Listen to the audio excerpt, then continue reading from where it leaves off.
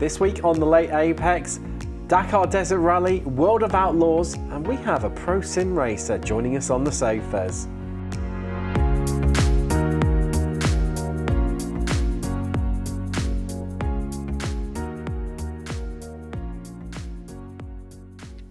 Hello and welcome. Well, as we said in the intro, Sam, Dakar Desert Rally now available. Extreme heat, insufficient signage, and an aggressive nature to beat your rival to the final, Sam. It's a little bit like the closing time at your local nightclub, but it's here finally. It is, and we've already talked about this a couple of weeks ago, but it is now out, and you can buy the game as well for €40 or the Deluxe version for €60. And this is an absolutely vast game. So many different cars, 130 stages from the real life rallies from the past few seasons since it's been held in Saudi Arabia.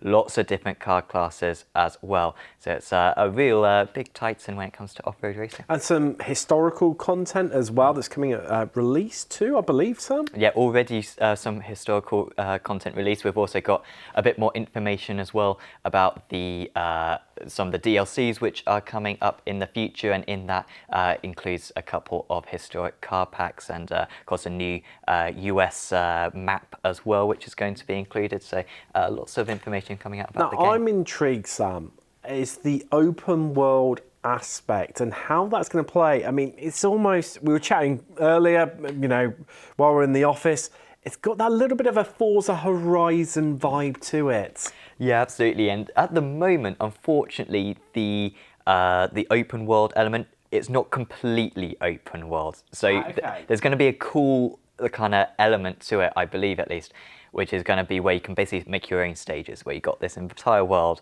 and you can set the checkpoints. So you can basically make your own stages in this vast, I think, 20,000 kilometre squared map. And of course, when the US map comes as well, you're also going to be able to do that. That's not currently available, but it should be available by the end of 2022. I think it was something that they were trying to get into the original game, but it will be added a little bit later for free as well.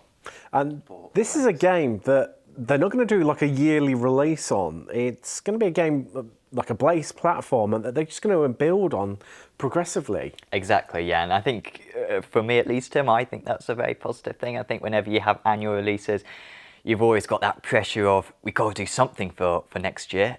What are we going to do? Okay, well, do you commit to something small?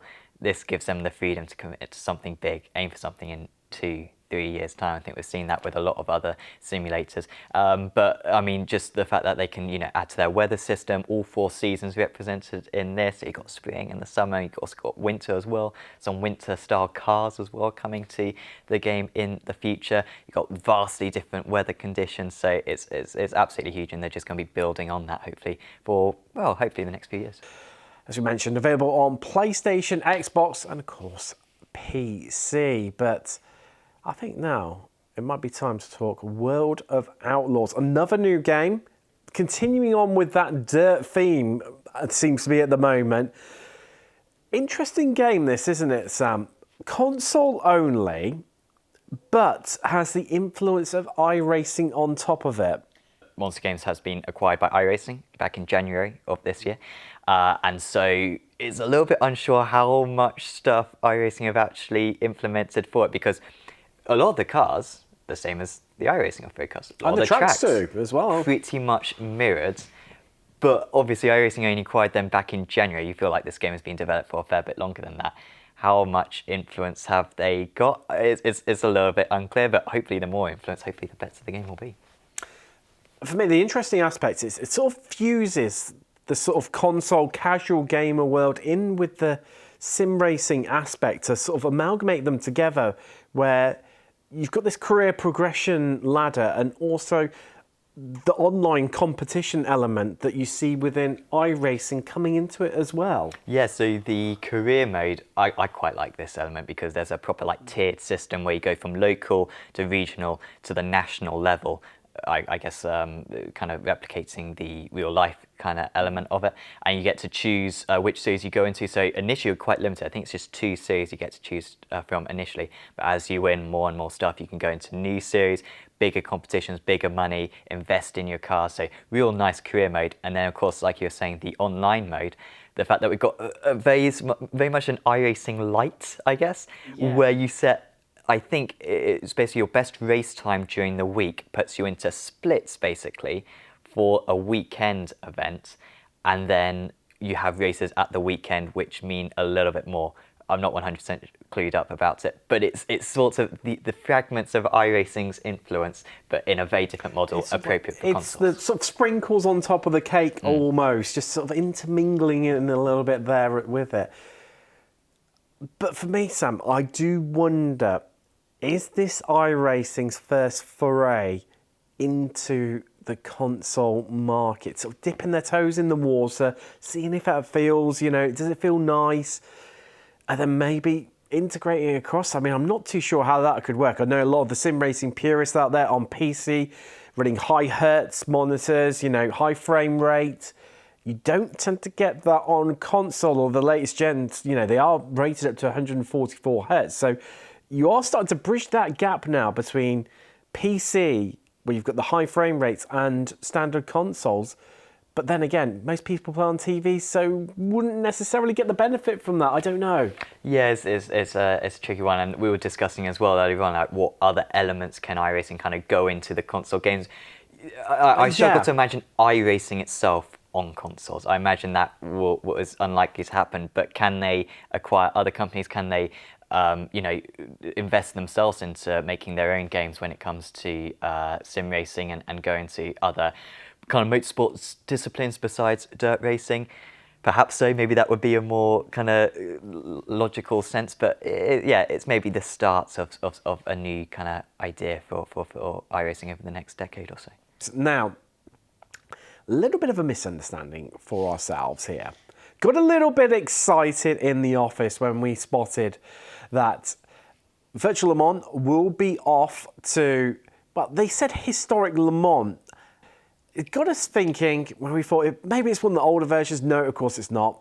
It is a standard Monza. They meant historical Le Mans, as it were, with all the pomp, vigour, speed and atmosphere, history that circuit brings. But it got us thinking, what historical circuits would we like to see in sim racing? Now, Sam, starters for 10.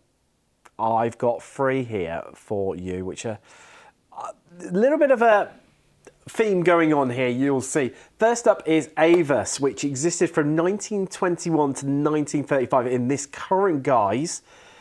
And, well, there's not a lot to it, really. That might look like one long line there. Can we down like for the screen? Our screens have broken or something, doesn't it? It does. But that is the check. Next up, now, a lot of people think that Nürburgring was the longest F1 circuit ever. Well, it wasn't. Pescara, that was even longer. And all the way back in 1924 to 33, this version of the circuit existed. Did have a little bit of a change then, where a chicane was added, well, almost similar to the bus stop chicane of old at Spa. But that was added into the start-finish straight, and, well, it was an absolute behemoth at, well, over 20 miles long. They're more honourable mentions. My main one that I would love to see, now I love this circuit, I was heartbroken when it disappeared from the real world. Hockenheimring, but the old version, you can still see the outline of it on Google Maps today. Sadly lost it all the way back in 2001. And it was just a great circuit. And I think actually it fit quite well with modern F1. Okay, I know not necessarily the safest due to the high speed and pretty much just lined by trees was the circuit. But it's always great racing back in the day. And then you head off into the stadium section, of course, which still exists today. And then into the start-finish straight through turn 1. And then off you go into the forest again. Yeah, that kind of tricky compromise, wasn't it, between the super long straights and then the stadium section was always very tricky. So, What are your three choices, Sam? So my three choices. So a couple of my honourable mentions. I think the first one was Spa. Now, this is a little bit tricky, and this is very much just myself. I don't mean the really old Spa. Well, yeah, which initially I thought you did. Yeah, I mean the Spa, but only from about 20 years ago. I just think that the trees crowding over the circuit, I mean the sense of speed that you get with the lack of runoff areas. One of my favourite F1 clips is Hakkinen chasing down Schumacher at Spa 2000. And it's just, you're properly pummeling through the frost, a bit like Hockenheimring actually. What's your second pick, Sam? So my second pick is a bit more of a legitimate one. It's Fuji Speedway from 1965 to 1974. This circuit, Tim, was insane. When it was first built, they were thinking, okay, let's make an oval. They made the first corner and then they ran out of money.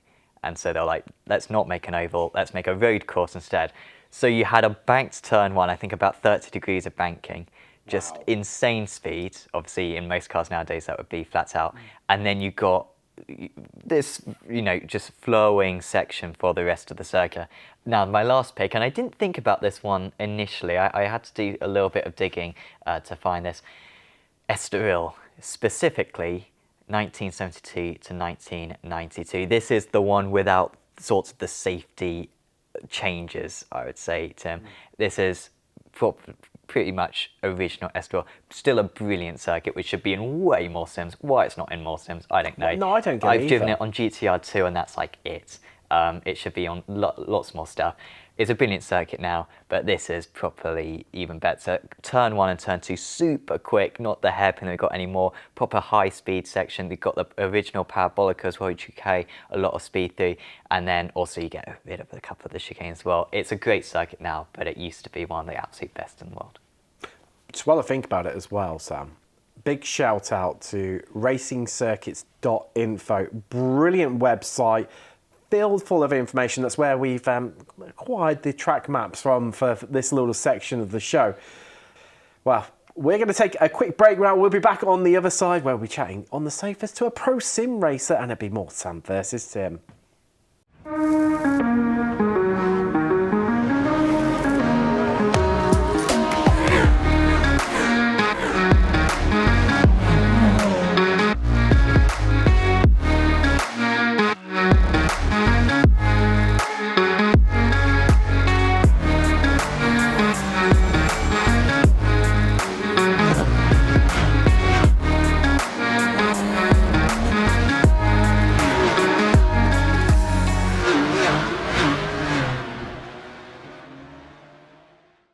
Welcome back and straight into things, Sam. Sam versus Tim.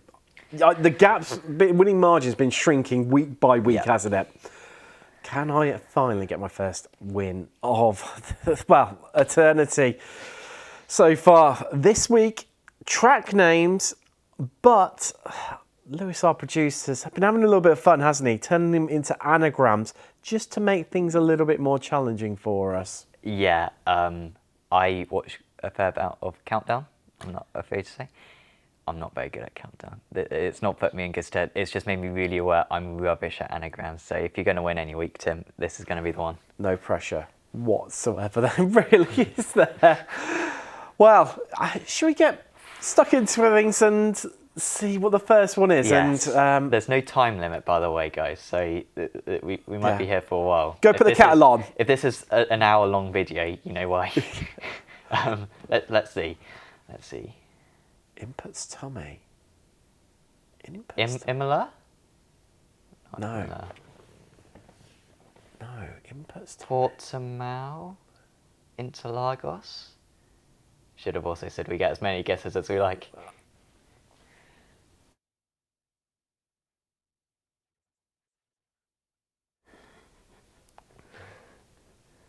I think this might be sped up, actually. Maybe this will be the best way to do it.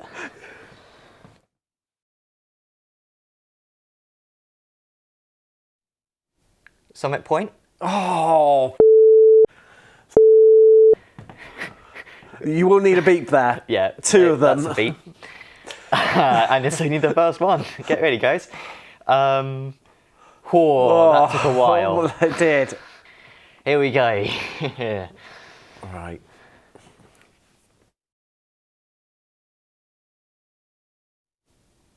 Not kill. Well done. Yes, off the It's mark. always not kill, isn't it? It that is. you beat me on. It was the Yeah, I same don't know last why. time as well. Don't know why. Okay, let's go for the next one.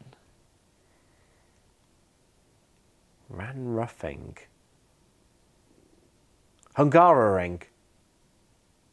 Oh, Yeah. well done. That I'm was just quick. impressed. I'm not even disappointed by that one. That was just good. Wow. Okay, so it's 2-1. You are 1 point away here, Tim, from your first win of the season. Pressure is on. Oh, you're going to mount the brilliant comeback here. Yeah, Let's come on. find out. We're both sat forward. You can tell the I intensity's quite want building. to win now. Zambor?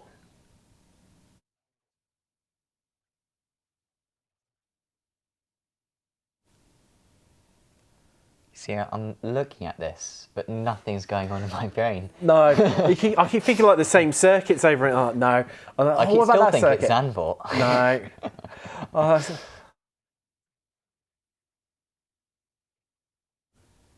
Donington Park.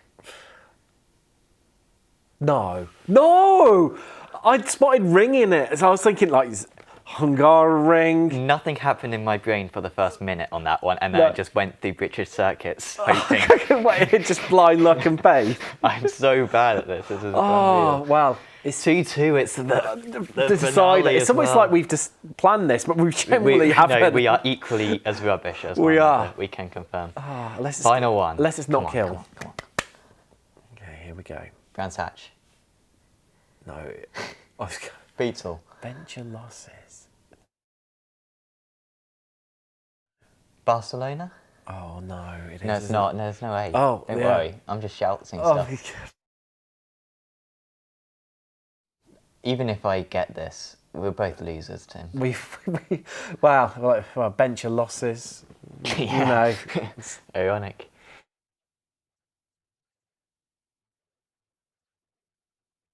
I want to say Barber again. I know, you start seeing the same circuits all over again. Yeah, can we have a clue, Lewis? It's a new track on iRacing. Sundown. No. No, I said that.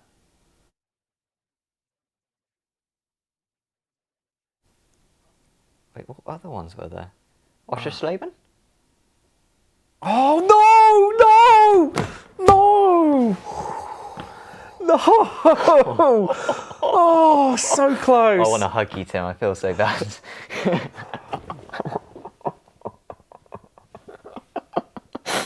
It was so obvious. And it still took us so long. New circuits, and it still took us 2 minutes. Maybe longer? Sorry about that, guys. If you stuck around, then, I mean, this will be edited down, but I cannot stress enough we've been here for 10 minutes for that segment. If you're still with us, congratulations. Yeah. Well, I think after another victory, It's 4-0 now. I know. I've got closer every single week. I was even ahead at one stage, but wow. Should we have a bit of a chat to our guest? Should we get him in on the sofa? Yeah, let's see if he can console us a bit. Oh, yeah, definitely. Welcome back, and as we mentioned, we've got a special guest joining us on the sofa in the form of pro sim racer Jamie Fluke of Apex Racing Team. Welcome along to the studios here. And he's out here to have a bit of a chat to us about some competitions you're getting involved in very soon. First off, I think, should we kick off with F4? Yeah, let's go for that one. Yeah. British F4. Well, what's it all about, and how are you looking forward to it? Yeah, excellent question, Tim. There's a lot of things sort of up in the air about it, I guess. We're like a week or so out from the first race, and I still haven't seen like a full entry list of who's even racing in the series. It's quite an interesting one where it's backed by Motorsport UK, and it's run as well by World Sim Racing as well. Rocket sponsorship as Rocket well. sponsorship as well. So it's well backed. It's you know, quite well put together from the looks of it. We'll see how the races go. It's not a car I'm super familiar with. I've raced it before in ARL once, so very unsure on how we're going to go. But yeah, it should be quite interesting. It's a bit of an interesting aspect to this one, isn't it? It's more focused around the teams rather than the individual drivers, so a little bit different to maybe what you're normally used to in terms of racing. Yeah, exactly. So I think it's a £6,000 prize pool, and 5,000 of that is allocated to the team's championship.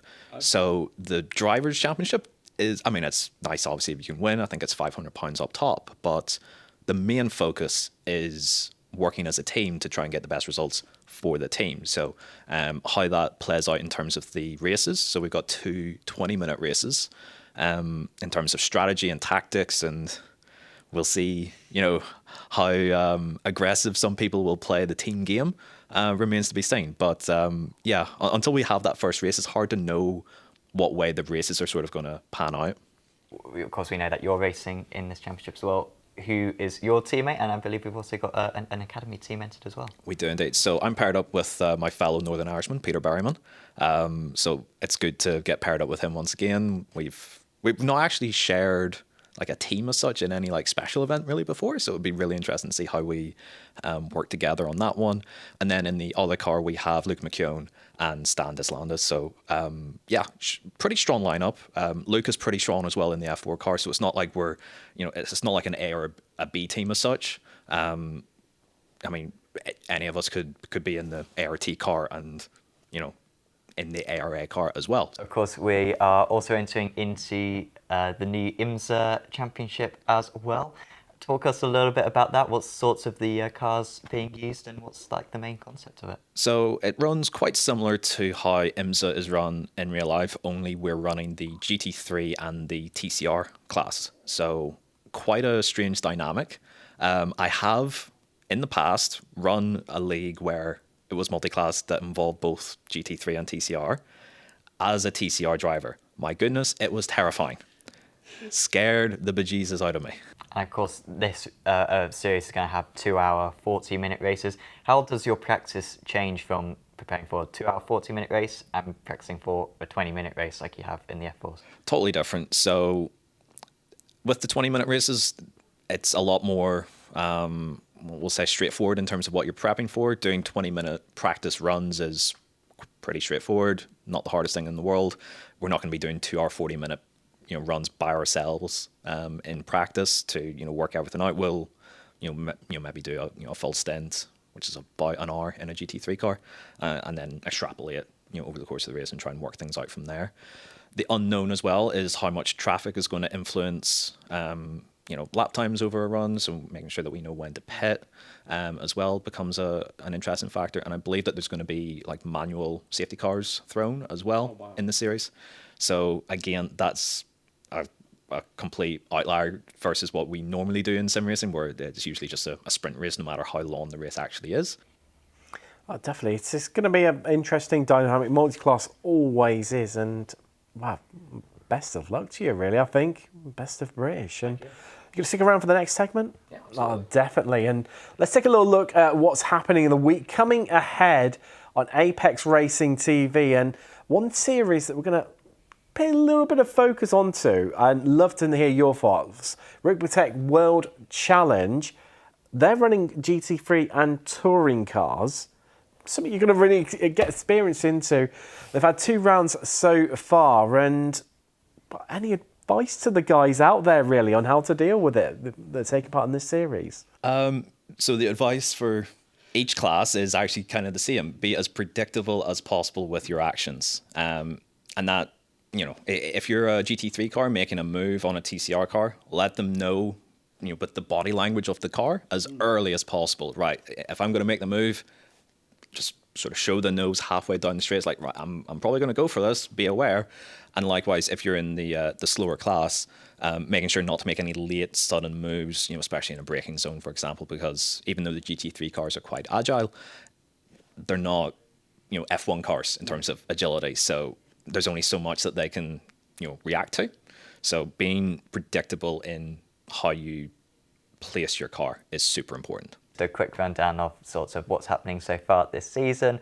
We've had Ivan Pikul, who's been able to win in the GT3 Pro standings so far. He's actually won both races ahead of Mike Dam. First race, super close, but in the second race, it was a little bit more comfortable at Fuji, which was a circuit that a lot of drivers struggled at this season. We've also had Dean Deepdal do well in the GT3 AM Championship, generally just very close in the GT3 AMs at the moment. You've got Steve Daniel there near the top, but I mean, certainly those top four all super in play. Only 2 rounds completed so far this season.